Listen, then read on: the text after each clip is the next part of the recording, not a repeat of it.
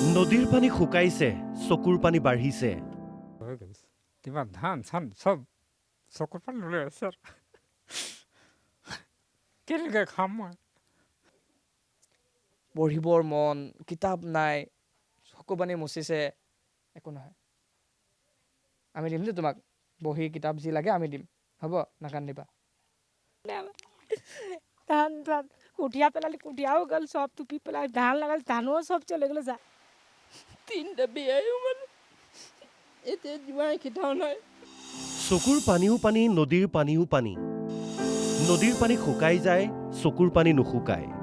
কিতাপ কাঁহী পাতি সব গুচি গ'ল আমাৰ বানতে গুচি গ'ল ঘৰ দুৱাৰ ভাঙি সব শেষ কৰি গৈছে আপোনালোকে কিবা এটা সহায় কৰি দিয়ক আমাক ঘৰ দুৱাৰটো ভাঙি গ'ল চৰাইদেউৰ লাকুৱা চফ্ৰায়েই হওক বা নাজিৰাৰ বিহুবৰ নেপালী খুটিয়েই হওক, সকলোতে কেৱল ধ্বংসস্তূপ, বিভীষিকা। বান শুকাল, কিন্তু এতিয়া বাঢ়িছে আচল সমস্যাবোৰ। মানুহবোৰে একো উৱাদিহ পোৱা নাই। কলৈ যাব, কি কৰিব?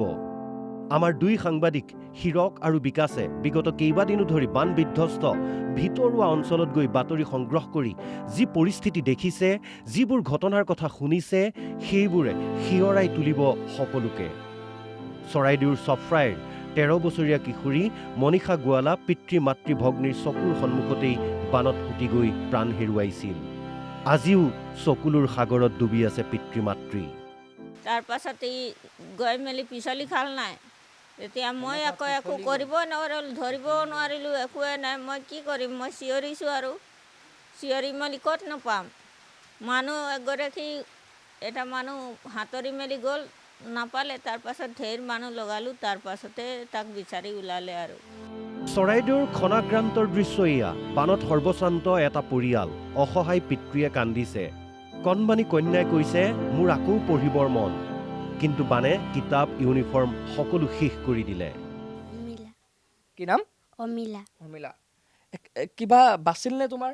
নাই। কিতাপ, কাগজ, কলম, বহি? কিতাপ নাই। আৰু মা দেউতা কি কৰিছে?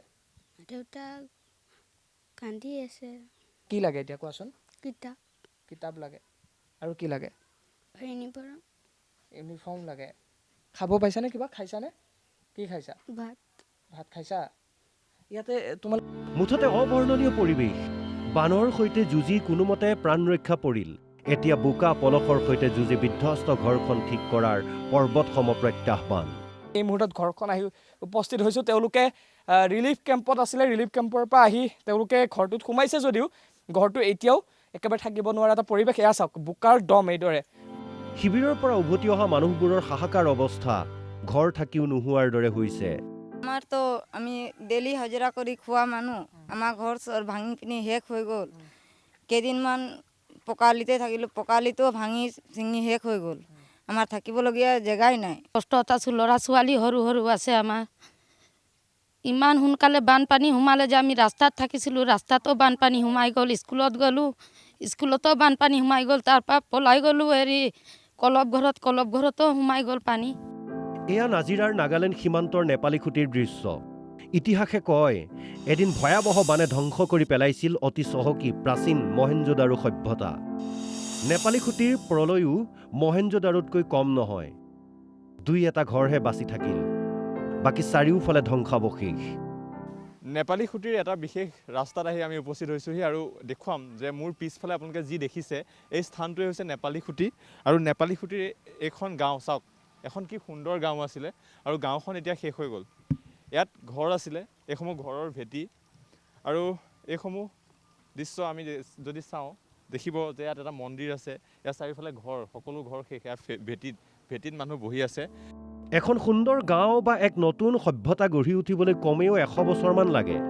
৪-৫টা প্ৰজন্মৰ অক্লান্ত শ্ৰম, চিন্তাৰ বিনিময়ত গঢ়ি উঠে এখন সেউজ সোণোৱালী গাঁও। তেনেদৰে গঢ়ি উঠা নেপালী খুঁটি আজি শেষ, নিস্তব্ধ। ইমান নিস্তব্ধতা হয়তো মৰিশালীতো নাথাকে। বান বিভীষিকাৰ কথা কৈ গ'ল এজন যুৱকে, কিদৰে চকুৰ সন্মুখতে সোঁতে উটুৱাই নিছিল ককায়েকক। মোবাইলটো সোমাই গ'ল, তোৰ দাদা চাব পালে, তোৰ দাদা জঁপিয়াই দিলে মানে একদম জঁপিয়াই দিয়া আছে দাদা মানে গায়ব দাদা দেখিয়ে নাপালোঁ মানে ক'ত গ'ল একো দেখিয়ে নাপালোঁ আৰু আমাক চবতকৈ জ্যেষ্ঠ দাদাই আছিলে হয় আৰু মাও উতলি গৈছিলে মাক যেনে তেনে ধৰি ৰখালোঁ দাদাক বচাব নোৱাৰিলোঁ নাজিৰাৰ এখন গাঁৱৰ এগৰাকী মহিলাই বৰ্ণনা কৰিলে কিদৰে ২৪ দিনীয়া কেঁচুৱাটি লৈ বান সংসাৰৰ পৰা পৰিত্ৰাণ বিচাৰি নিজকে ৰক্ষা কৰিছিল এনেকুৱা কষ্ট হৈছিলে মানে পানী হৈ গ'ল ইফালে ওলাব নোৱাৰি কেঁচুৱা লৈ তাৰপিছত দৌৰ মাৰি ওলালোঁ বাইহেঁতি লৈ গ'ল কেঁচুৱাটো ধৰি কাপোৰ চাপোৰ ল'ব পৰা নাই কিমান দিন আপোনালোকে থাকিবলগীয়া হ'ল এনেকৈ বাচ্ছাটো তাত 9 দিন 9 দিন আপোনালোকে মানে আশ্ৰয় শিবিৰত আছিলে অঁ পৃথিৱীত ঈশ্বৰ বিশ্বাস নকৰা লোকতকৈ ঈশ্বৰ বিশ্বাস কৰা লোকৰ সংখ্যা বহুত বেছি যদি সঁচাকৈয়ে ঈশ্বৰ আছে তেন্তে কোনোদিন যাতে নাহক এনে সময় এনে প্ৰলয় কাৰণ মানুহ হেনো ঈশ্বৰৰ সন্তান সেই সন্তানৰ এনে বিপদ বিপৰ্যয় কিদৰে চাই থাকিব পাৰে মহান সৃষ্টিকৰ্তাই ভিডিঅ' জাৰ্নেলিষ্ট মুনীন্দ্ৰ আৰু ৰিদীপৰ সৈতে বান বিধ্বস্ত অঞ্চলৰ পৰা হীৰকজ্যোতি ডেকা আৰু বিকাশ দাসৰ ৰিপৰ্ট অসম লাইভ 24